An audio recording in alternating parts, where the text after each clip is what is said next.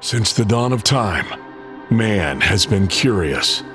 And for almost as long, the Vibes Broadcast Network has sought the truth. Investigate, discuss, explore. Okay, maybe in other episodes, but this one is just listen to the vibes. The views and opinions of our guests may not necessarily reflect those of the host or the Vibes Broadcast Network. Listener discretion is advised. Welcome, everyone, to another episode of Listen to the Vibes. And I'm very privileged to have Mr. Dale Walsh here. We're going to talk about mental health and his, I guess, his life coaching and some other topics that we were kind of talking about off air, and things that are kind of close to my heart. But we'll just start things off. Dale, just tell us a little bit about you. Well, it all began back in 1955 when I was born in Midland, Texas, and my mother divorced on my first birthday and remarried, and I moved to Abilene, Texas. Mm-hmm. And I had an idyllic childhood in Abilene. And we had like triple feature movies and a Coke for $1 when I was growing up, and it was just I had the only pool in my neighborhood, so my house was a hub for this. This was during the baby boom, so within like 3 blocks of probably like 20 kids, within like 3 years of me, and they would all come over to my house, and my mother would buy like cases and cases of Coke and Dr. Pepper, and we would just like spend the whole day with my pool and my ping pong table and baseball card collections. Everybody had a baseball card collection, but I had the biggest one. And I for the life of me, don't know where I got those baseball cards, but I wish I had them now, because I wouldn't have to worry about money ever again. Because I know that's right. and then when I was 10, my mother divorced again and remarried, and I moved from Abilene, Texas to Midtown Manhattan. And, people say, well, that must have been quite a shock. And it was, but I adapted well. I was always like able to land on my feet. But that began like my decade of like wandering prep, where I spent the years up to age 14 in the best prep school in New York City. And then I went to Phillips Exeter Academy, which is like one of the best boarding schools in America. And I ended up at Dartmouth College, where I was confronted, where I immersed myself in an Animal House environment. I always told people that, the movie Animal House was based upon Dartmouth when I was there. And so basically, I got into drugs. I was doing marijuana, high-powered Ivy League marijuana every day, and also hallucinogenics like mescaline and LSD. And so after my freshman year, when I had B+ A- average in upper level courses, my drug use caught up with me, and I had a psychotic break. And because I thought I was God, I figured out I was God, and I would I was walking around campus telling everybody, hi, I'm God. And then I would see how long it was before I burst into hysterical laughter, because how could God be 5'8"? So basically, one Tuesday I was a successful Ivy League student, and the next Tuesday I was in a mental hospital with a roommate named Gabriel, who was very deferential towards my mother, Mary, whose second husband's name was Joseph, and who ultimately married the judge. So I was in there for 13 weeks, and that was my first exposure to psychiatry and everything. And then I went to a program for 5 years in Hackensack, where I remained. And it was a private psychiatric program for young adults and adolescents. And I was subjected to intensive therapy, three individual sessions a week, and 2 or 3 group sessions of an hour and a half a week. And I was hospitalized for psychotic episodes 9 times during those 5 years until I got out.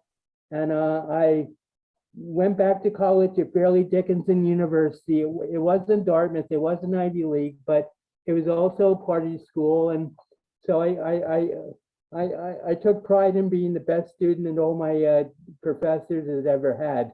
So I graduated there after 5 years, magna cum laude in English, and then I turned my focus to poetry as a craft. And since then, I produced 4,500 poems in my archives. Wow. And I also started I followed my entrepreneurial spirit by becoming an independent tutor for lazy Fairleigh Dickinson students, and I would help them write papers. And I did that for basically 10 semesters, 5 years.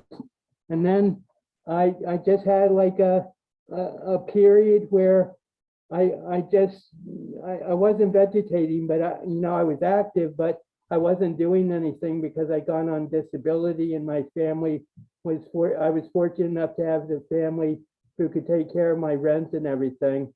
And so basically from 95 to 2007, when I gave up everything, I gave up cigarettes in 2000, and I gave up beer and pot in 2007, and all that was cold turkey.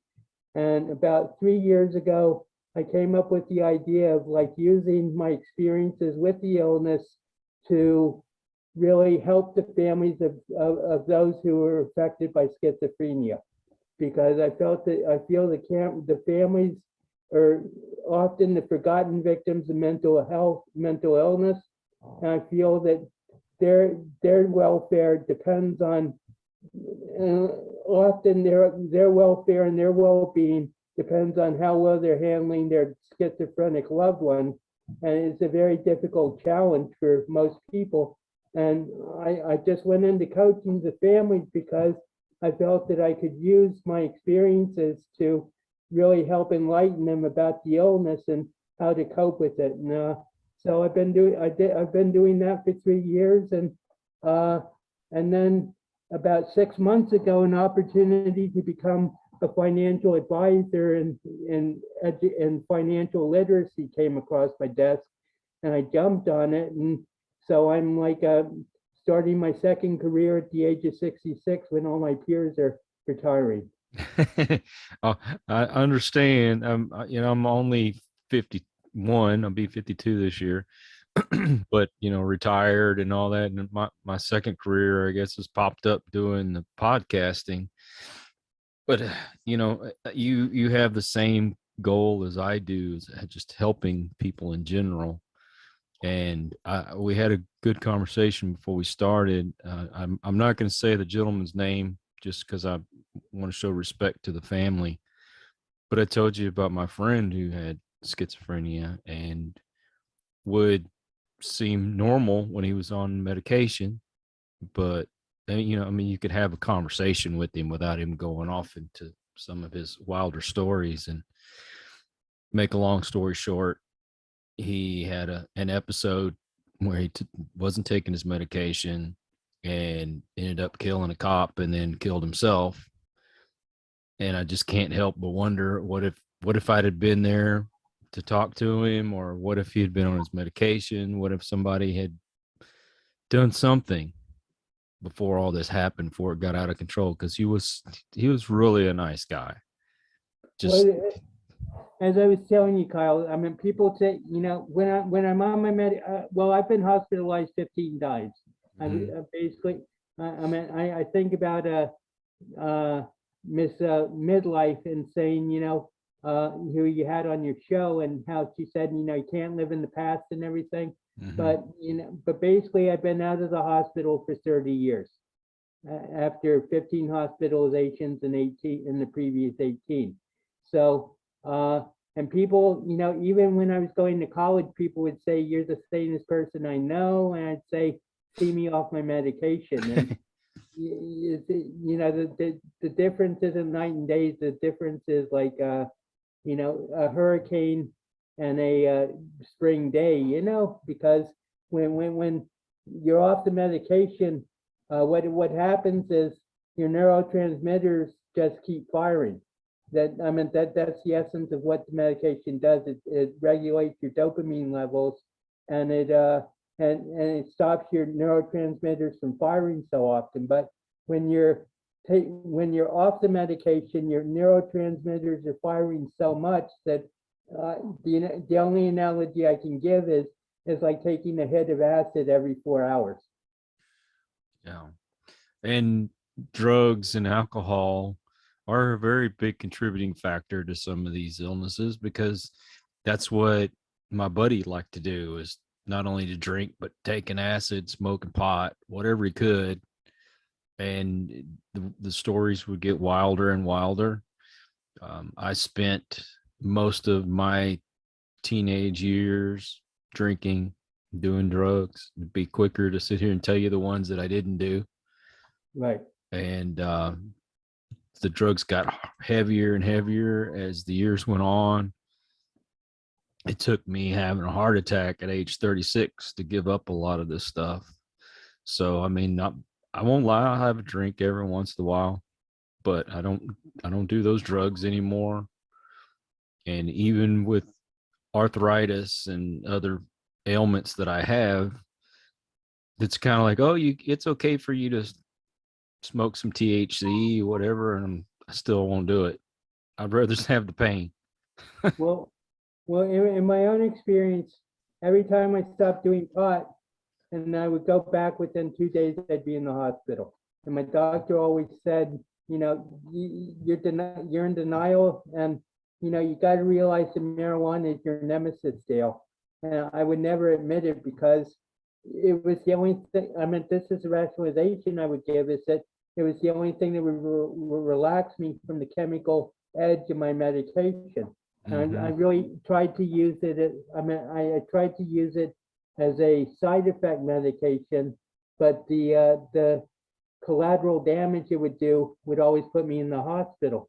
And to be honest, my last serious hospitalization was in January 1993, and I didn't give up pot till 2007 because my mother hated it so much. But for those 14 years, I was smoking pot every day, and not having adverse effects, at least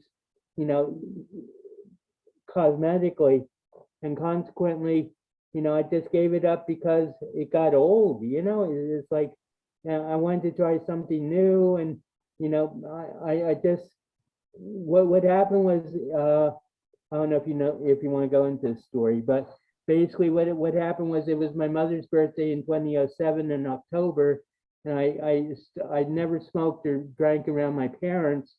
So I went down to Oklahoma City, and I had a week without pot and without beer, and I got back to Hackensack, immediately went up to the bar intending to have my first beer, and and I didn't have any pot, but I was planning on getting some.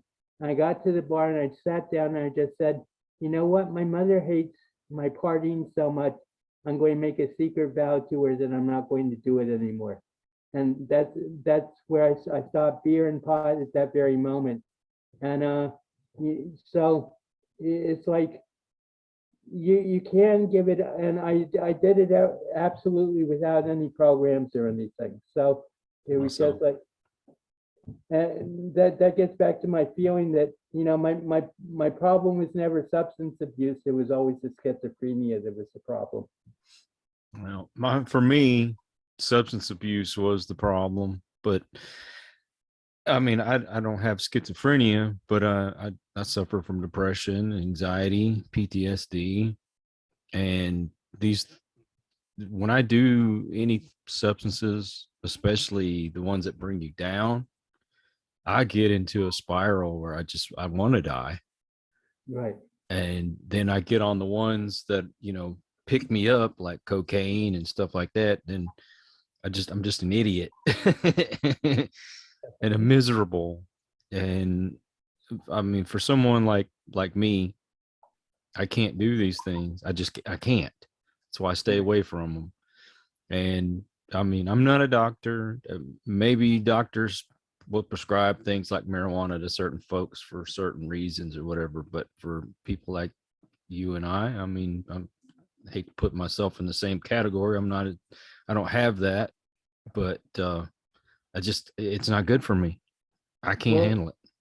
apropos of that, as I told you before the show, whenever I would like stop marijuana and then go back to it, it would like be an LSD flashback, and it was like I would be in the hospital within 2 days, and now I'm 17 or 14 years, 15 years away from it, and I really have a fear for my life if I went back to marijuana, because it used to be, my brain would like ritz out and I go psychotic. But now I feel, especially at my age of 66, I'll be 67 in May. I feel that if I do marijuana, I'm really like looking at a heart attack. Yeah, I understand. Now mental illness has kind of run in my family, my dad's side of the family. My grandfather, he was just an alcoholic, and I think a lot of the problems he had was because he just drank too much for too long. My grandmother, she it would take me a long time to describe everything that she did, but I mean, she would see things that weren't there, and hear things that wasn't there, just doing all kinds of crazy stuff. And my dad had his mental issues as well, and it worries me that I'm gonna have a breakdown. And I don't know what it could be, but I'm afraid that it's gonna hit me one day, and I'm gonna end up like they did. What do you kind of know the statistics on that, or have any kind of idea about that? Once the male gets past 25, it used to be that basically you're safe. But depression can hit at any time, because depression can be very circumstantial. Mhm. I mean, there's a difference between like severe depressive disorder, and just like circumstantial depression. I mean, like say a good friend, say your friend who is a schizophrenic, you could have like gone into like a deep depression over him and grieving over him and everything. And they might even put you on medication or put you in the hospital for it, but it's like a specific trigger. Whereas, like general depression disorders, like there doesn't have to be a trigger. You just like are totally immobilized by sadness and grief and everything. And so I don't think I mean, it's part of it is living the good life, the clean life, and just like not creating triggers for yourself that are going to endanger your mental health. But basically, I think you're probably pretty safe, Kyle. I mean, the thing that is really hard about mental illness is a lot of people. I mentioned this before. Agnosignosia, which is the inability to understand that you're sick. It's explained in a book by Dr. Javier Amador, and he had a schizophrenic brother who for 20 years he was fighting medication, and and so this doctor like just came up with what he called the LEAP program, which is listen, empathize, agree, and partner. And it's a concrete strategy for dealing with people who are suffering from agnosignosia. But 50% of seriously mental ill people have this symptom of agnosignosia, and it's different than denial, which is a defense mechanism, because agnosignosia is a symptom of the illness itself. That means you just can't realize, that there's something wrong with you. And this lack of self-awareness makes recovery very difficult. Well, I know some of it, like with my grandmother, was dementia. So I mean, I understand that kind of happens, but my dad, I think my dad had mental illness from a young age, and it just got worse over the years. And I found myself in the hospital some years ago, where I was hearing voices, check myself in. And I mean, quite honestly, other than the occasional feeling of depression, I don't really fight anything anymore like I did. but it still worries me. Right. Yeah. Well, especially if you've gotten too close to the fire, it's a natural thing to worry about. I mean, basically when I had my last psychotic episode in 1993, for every day for the next basically 12 years, I would count the days that I was out of the hospital, and I was just like so obsessed. I mean, my job, people say, what did you do during that time? And I say my job was to keep myself out of the hospital, and I did that successfully. But it's just like, it can become a self-fulfilling prophecy where, you're so obsessed with mental health that you get mentally ill again. Yeah. Do you find that people that know what you've been through, they treat you differently? Well, my own experience, I mean, I don't know if this is typical, but I feel that the people who know what I've gone through really admire how far I've come. That's good. So I mean, when I was in the midst of my illness, at the height of my illness, when I was getting hospitalized 2 times a year, even then the nurses would like be, in the hospital would be very supportive. And I because I was in the program, everybody was dealing with some sort of mental illness themselves, so they were pretty sympathetic. But I was very fortunate that the greatest stigma that I encountered was my own self-stigma and the guilt and the shame of being mentally ill. Yeah. I know what you mean. I wonder about what I put my children through. I mean, they were teenagers, but still the things that I, the depression part of it. And I don't want to get into that anymore. But one thing I want to one of the things that I wanted to talk about was because I was stimulated by Corby's talk about predestination. All right. Talk about that because when I became God, I'm writing a book now called Escape from the Ivy League: How Becoming God Changed My Life. and so I mean, when Corby was talking about predestination and free will, that's something that I've always been interested in. And when I was at Dartmouth, I took an upper level course in Nietzsche, and Nietzsche had this like amazing theory that it's called eternal return or eternal recurrence. And basically it says that everything that happens in the universe is just like on a giant film loop, and it just keeps going back and forth, and it just keeps replaying everything. So when I thought I was God, I would say, well, I was biogenetically predestined to be God, and therefore everything in my life is predestined, and I don't have free will because everything that has happened to me is supposed to happen, and it's all leading up to something good. So the thing about eternal recurrence or eternal return is I basically framed it in the terms of a 64,000 year cycle. And when Dale appears on Earth in Hackensack, that's like the starting point of the movie. So everybody can buy their tickets and everything. And one thing I figured out was in a period of 2,000 years, that means you have 25 lives of 80 years apiece. So this idea of eternal recurrence is basically I still believe basically in predestination, because every free choice that you make has been predestined by the movie before that came before.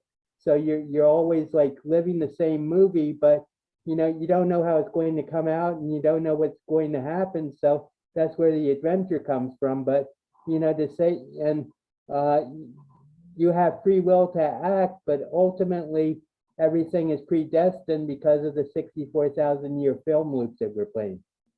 Right. If anybody's wondering, we're talking about a guest that I had on. Her name is Corby Mitleid. And I can put the link to that video in the description if anybody's wondering. Well, I know you seem fascinated by free will and predestination, and I am.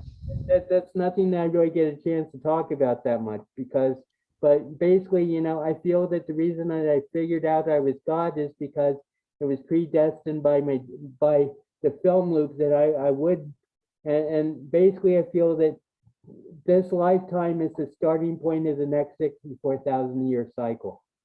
So my idea of predestination and what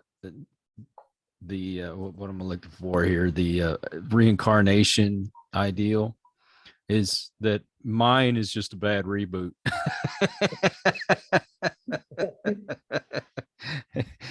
So now, do you have a website, or how can people get a hold of you? Basically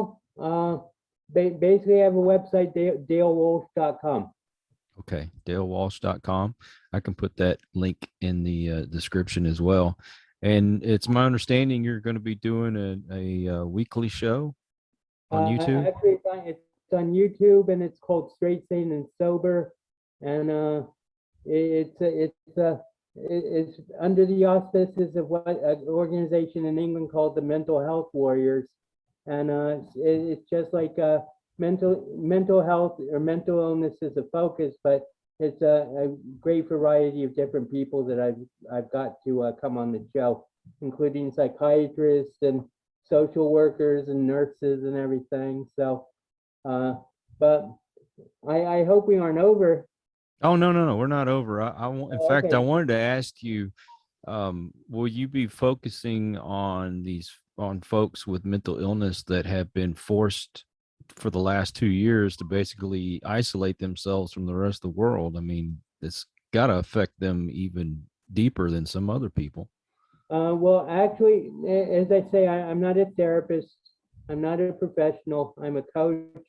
And that's why I confine myself, I limit myself to the families, because, the families, I think I want to teach coping mechanisms and how to communicate with your loved ones, because, when someone has schizophrenia, one of the main complaints or laments that people have is, I've lost my son, I've lost my daughter, I no longer know who this person is. And one of the things that I try to build up is just to become comfortable and to get to know the new person that your son or daughter is, or wife or husband has become, rather than just complaining and lamenting the fact that the old personality is gone, because the old personality isn't coming back, and you really have to get comfortable with the new personality.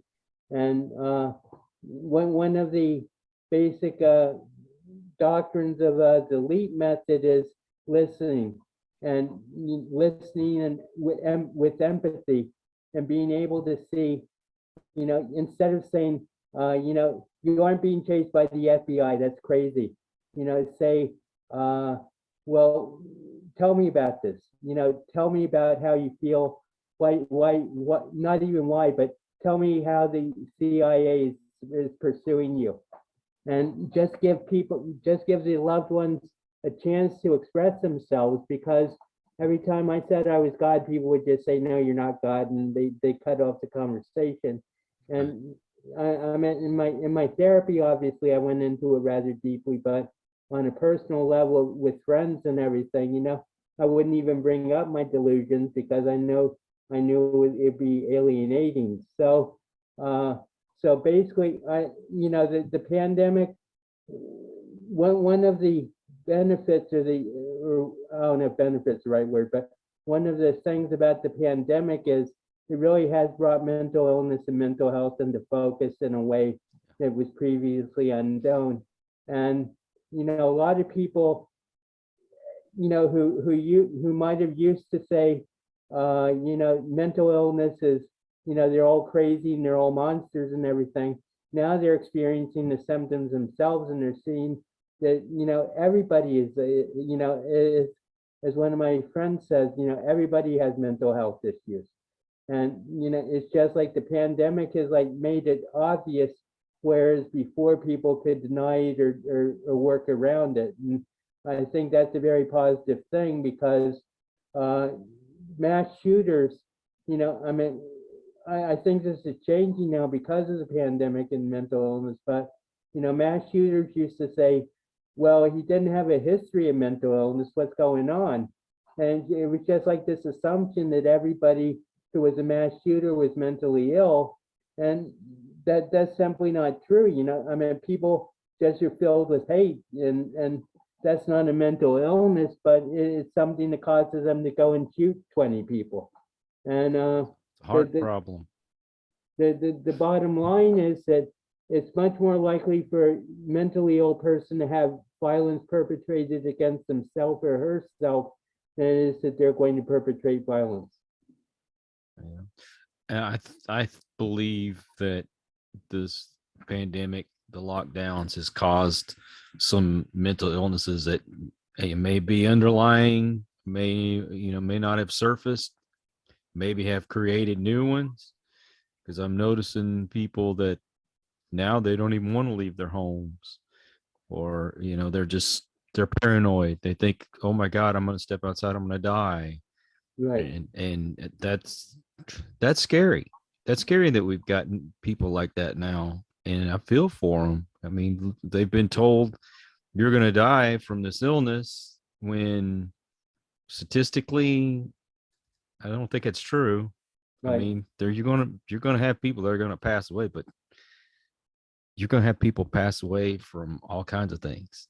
I mean, the flu. I mean, you could step off your sidewalk wrong and hit your head, or you get run over, could get hit by another vehicle. I mean, you don't live life being afraid that you're going to die that day. You live life maybe like it's your last day to live, but you just got to continue to live life. And I feel bad for folks that just seem like they don't want to come out anymore. Right. I agree, Kyle. It's a sad situation. And actually, as I told you before the show, I've basically been in my apartment for 22 to 23 hours for the last, 2 years. But I've compensated. I joined a lot of programs on the internet, and I actually have found a true love in California who I've never met. But she and I like talk 3 to 4 hours a night, and that takes up the time. I mean, it's been hell on my sleep patterns, Kyle. Well, there has been some benefits to this. Like you said, I got more serious about doing the podcast when all this started, and I've met some great people over the internet and made new friends, and some folks that I've met that I never thought I'd be friends with. So there's definitely some benefits if you were looking for them. Number one, I mean, make some use out of this internet and computers and your cell phone, other than playing games or watching TikTok videos. You know what I mean? And I don't know, there's benefits to it, but then don't be addicted to staying home or being on the internet. And I guess that's my point. Well, one thing that I was really impressed with your podcast is the positivity point of view, because I said self-awareness is probably the most important thing to recovery, but a positive attitude. I mean, I've always had a positive attitude. In fact, when I was in my program, my doctor diagnosed me as psychotic bliss, because I was always so happy. And I would go into him and I'd say, I'm depressed, doc, and he'd go, good, now I can work with you, because so but the fact is that you got to be positive. And I think basically I'm a miracle of modern medicine, because I'm like so functional. I've only known one other schizophrenic, God rest his soul, and he didn't commit suicide, he died of a brain cancer. But I've only known one other schizophrenic who is as together as I am.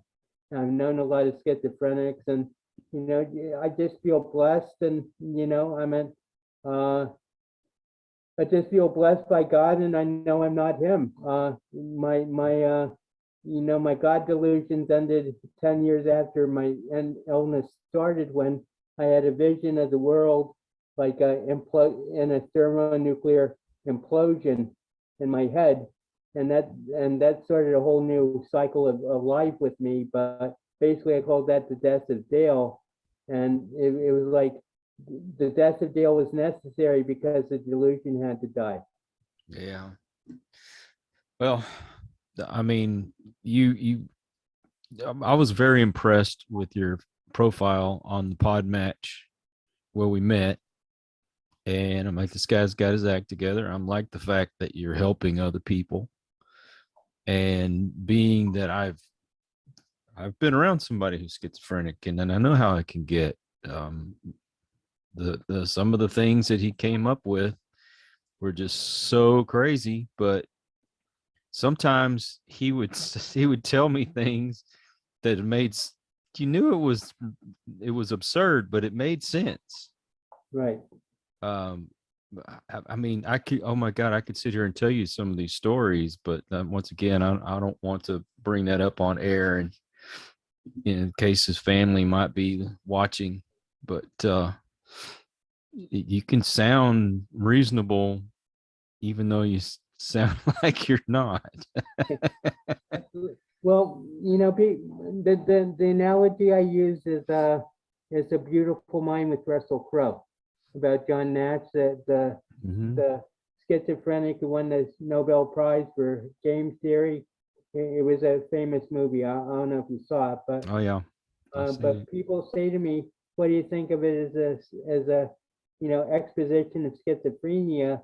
And I say, "Well, it's a very good exposition for him, but it's not my schizophrenia." And that's the thing about schizophrenia, is it's totally democratic. It can hit anybody, but on the other hand, it's also totally individual. Yeah, And it's not a cookie cutter situation. a few people on podcasts have tried to get to pin me down and say, well, what are schizophrenics like and everything. And I always refuse to take the bait, because I say, every case is different. And, there are some universal things. If you do have schizophrenia, then you need to take your medication. Self-awareness is very important for recovery, and also a positive attitude. But even with that, when I was in the midst of it, they would say, well, 33% of schizophrenics get better, 33% stay the same, and 33% degenerate. So, and I'm not even sure if 33% of the schizophrenics do get better, but but I do hear stories about people who have successfully fought schizophrenia and become like even psychiatrists and college professors and everything. And I just turned my focus to poetry, and as I said, I have an archive of 4,500 poems. So I mean, but that's the dichotomy, is that schizophrenia can also result in incredible creativity. Yeah. Well, I encourage anyone out there, everyone, to get a checkup. I mean, when on top of your physical checkup, which you should do once a year, man, get somebody, talk to somebody. If you're feeling depressed, the only thing that worries me is too many doctors out there are so quick to prescribe medications and label you and all. When everybody gets down, everybody gets depressed. So I say you got to be careful, but you should get these things checked out. You never know. I mean, I wonder if someone like my grandfather who had dementia, if maybe there was something the doctors could have done if they had caught his decline in time. I don't know. I'm not a doctor. I don't know if there's anything they could do. Maybe they could have slowed it down or something. It just, I knew that was not my grandfather anymore. Right. And That gets to the heart of my problem with the mental health system is, doctors have become so beholden to big pharma. I mean, when I got sick, there were basically 5 antipsychotic medications. There was Haldol, Thorazine, Stelazine, Prolix, and Trilofan, and those were good. Those were good enough for almost all cases for 50 years. And then Clozaril came along, and it had like serious side effects sometimes, but it worked for people who other medications didn't work for. And Clozaril opened the door to second generation, antipsychotics. And it seems like every week there's a new antipsychotic on the market. Yeah. And the catch-22 of that is that the doctors, even if they really care, can't like keep up with all the medications, and therefore they're forced to like use the dosing that the pharmaceutical companies recommend, who don't have any idea about like individual cases of mental illness. And one of my clients had a son who they gave him a shot of one drug, and it was like a month-long shot, and for 3 weeks he would be unable to function. He said, "I'm a wet noodle." And so my client said, who was herself a doctor, said, I can't understand this cookie cutter approach to medication. And say I can't either. And that's one thing I'm fighting is this like this reliance upon the pharmaceutical companies to do the doctor's job. And another thing, if I'll just be brief, is when I was diagnosed, you had to manifest symptoms for 6 months before you could be diagnosed as a schizophrenic. And now people who are taken into the hospital and within 3 days given medication or diagnosed as schizophrenic. And it's a misdiagnosis because whether it's trauma or drug use, or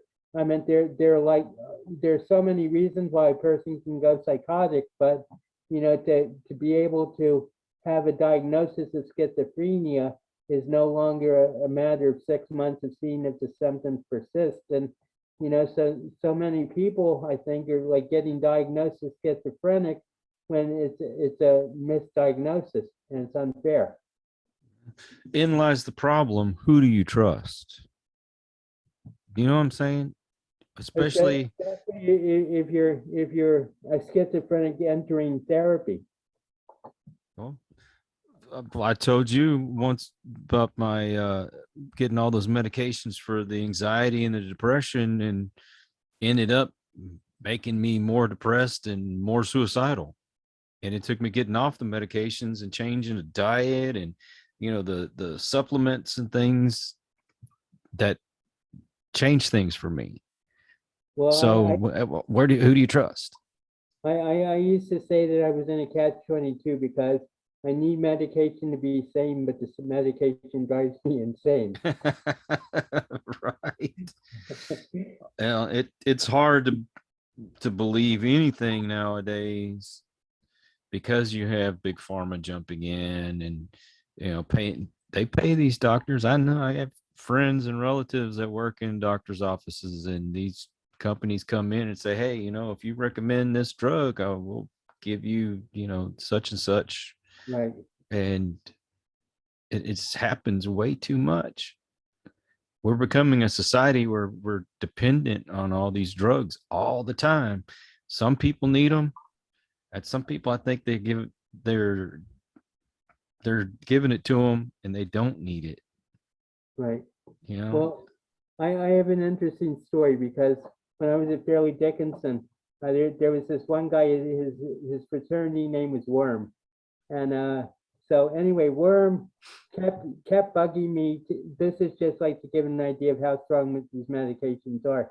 Now, Worm was no naive youth when it came to drugs. He liked his drugs. So he kept saying to me, let me try your medication. And And so I put him off for about 2 months, and then finally he was just like so insistent. And I was also curious to see if it was as strong as I thought it was. So I said, okay, Worm, here's 10 milligrams of my medication. I was taking 30 milligrams a day. So I gave him 2 5-milligram pills and a side effect medication in case he needed it. So he says, great. And he goes home and he takes the first pill, and he gets on his bed and he's playing Nintendo. And he realizes after 30 minutes that he can't move anything but his thumbs. So it takes him 4 hours to be able to reach over to the bedstand table to get the side effect medication. So he manages to take that after 4 hours, and then 30 minutes later he's feeling better. So then, like an idiot, he takes a second pill. And Kyle, for 18 hours, I mean, this is his own testimony. For 18 hours, I was unable to move anything but my thumbs. And that was like a third of my daily dosage, but I don't feel it because I need it. And on that track, I've also in the last 3 years titrated down from 30 milligrams to 10 milligrams. Oh, wow. Wow. Well, once again, some people need medication. A lot of times I think these doctors are just giving them out like candy. Yeah. And we should be more aware. We need to do research. I'll tell you this, my wife, anytime I get a new medication from the doctor, she's doing research. She's checking it out. I'll tell you what happened to me is, I'm diabetic. I have high blood pressure and all this. After almost 70 pounds, I got to get off the insulin and all these other medications. Still take metformin, a few other things. But one of my problems is I have insomnia real bad. And so after so long of taking some of these pills for insomnia, it stops working. So go to the doctor and say, hey, this isn't working anymore. So they'll prescribe me something else. Well, we had a doctor for the city that I worked for. And it was a clinic. We just got to go there. It didn't cost us anything as long as we went to that clinic. And she prescribed me a different kind of medicine to help me sleep. Well, on my days off, sometimes, I won't get enough sleep the night before. So if I'm there alone, I'll go ahead and take a nap. And so I'll take one of my pills. Well, I hadn't slept the night before, and I had just gotten my prescription. I'm like, you know what? I'm going to take me a nap. So I took the pill. When I came to, I was sitting in another city in my truck. And apparently I had bumped into somebody and moved over to the side of the road, and cops showed up. They're the ones that woke me up. Right. Didn't give me a ticket for that. They just said, hey, show up. You need to, because I bumped into this guy, you need to go to court. So I called my boss. Anyway, moving on, I told my wife what had happened. And that's when she first started to get into researching. Come to find out, you weren't supposed to give this medication to diabetics. Right. So this caused another side effect. That's what I'm saying. Be cautious. Do your research. Make sure before you take any new medications. Your doctor, sometimes they make mistakes. People, they're humans. They're going to make mistakes. Sometimes they don't think about other issues that you have when they prescribe certain things. You have to be diligent for your own health. Don't just rely on the doctor alone. Don't go diagnose yourself either, because some people, oh my gosh, a funny story. My grandmother was watching, this is my great grandmother. She was watching a commercial, and they were talking about certain symptoms or whatever. And this medication you're supposed to take. And she didn't hear, because she was hard of hearing, that it was actually a sexually transmitted disease. So she Right. was going on saying she had this disease, not knowing that was what it was. But I mean, it's easy to fall into something like that. You know, you only hear a part of a commercial, and all of a sudden you've diagnosed yourself. Oh, I've got this, I've got that. You have to do some research. Right. Just saying. Well, the thing about, I mean, our mental medical field is so overwhelmed at this point, and especially the mental health field. And you know, I mean, I've never really found a doctor who didn't want to be conscientious, but yeah, I mean, especially with the pandemic, there's so many cases coming in that ultimately, you know, the doctors can't give the attention that they need to, and so they default to what the big pharma suggests, and you know, it's like a whole cycle, and you know, and ultimately it's detrimental to not only the patient but also the whole medical system. Yeah. Well, shoot, just during this pandemic, we had so many people, and I can't say the word on air, but let's just say self-deletion, you know, during this lockdown after several months of being stuck at home. And some of them were offing their family as well themselves. And Right. it makes you wonder, you know, isolation, gosh, you know, especially if imagine these people had families. What is it like for people that are on their own? We need to be more aware of this, and like you said, we need to help each other. Right. Well, I just feel very fortunate that I've come out of it as well as I have, and Yeah. you know, talking about agnosia, they say you can't understand that your symptom is a symptom, and you know, I still have moments, to be honest, almost every day where I think I'm God, but you know, I've integrated it into my greater personality, and you know, that people talk about the soul, and you know, I feel that I've really lived the lives that my soul wants me to live, and all the adversity and all the things that I've gone through have been building me to the person that I am today, and I love the person I am today. That's I, awesome. yeah, It's hard for some people to say. It really is. There's a lot of folks out there that just don't love themselves at all. right. I feel for them. And the bottom line is that, you know, before you can love anybody else, you have to love yourself. That's right. That's absolutely right. That's one thing that we preach here.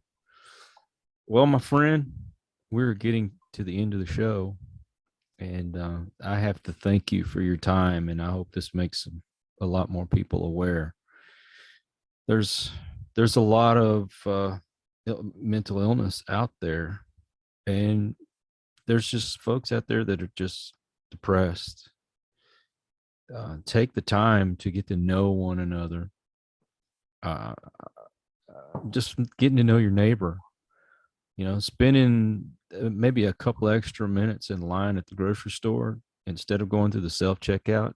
Go talk to the person that's checking out your groceries. They might just needed a friendly word that day. Could change their whole outlook on life. Right. Saying hi to the person you might be walking down the street and just see somebody else walking by, just say hi. You know, that could be a change in somebody's day. But we need to be aware of each other. Quit just thinking about yourself all the time. I see a lot of that going on social media. Look at me, look at me, look at me, and not thinking, you know what, there's some other people out there that need attention worse than you do. Right. So once again, that's dalewalsh.com. Yes. Okay. And also on YouTube at Tuesdays, 4 p.m. on YouTube at Mental Health MH Warrior TV. It's at MH, capital M, capital H, and then Warrior TV. Is that 4 p.m. Eastern? Yes. Okay. Okay. And the show is called Straight, Sane, and Sober with Dale Walsh. Straight, sane, and sober. Good way to be. what I say is straight means I'm taking my medication. No, straight means I'm not taking marijuana. Sober, sane means I'm taking my medication, and sober means I'm not drinking alcohol. Awesome. Dale, this has been wonderful. Thank you for coming on. I appreciate it. Well, I really appreciate you having me, Kyle. It's always Okay. a pleasure to meet new people. And Always. as I said, I love your show, and Thank you. I'll recommend it highly. And I think you're doing a great job. Thank you. That really means a lot. And maybe we can do something again in the future. Well, when my book comes out, I'll definitely get in touch, and we can talk. You can read my story. Do that. We might do a show just about the book. Well, thank you again. And thank you to those who are watching this or listening to this. If you're new to the channel, thank you for stopping by. Please come back and subscribe. And for those of you who are regular to the channel, thank you for your support. It's because of you that we're doing what we're doing. So until the next one, please, everyone, take care. Be kind to one another. God bless and peace. We hope you enjoyed this episode of Listen to the Vibes. You can catch us on Buzzsprout or wherever you listen to your favorite podcasts, and on YouTube. Follow us on Facebook at The Vibes Broadcast Network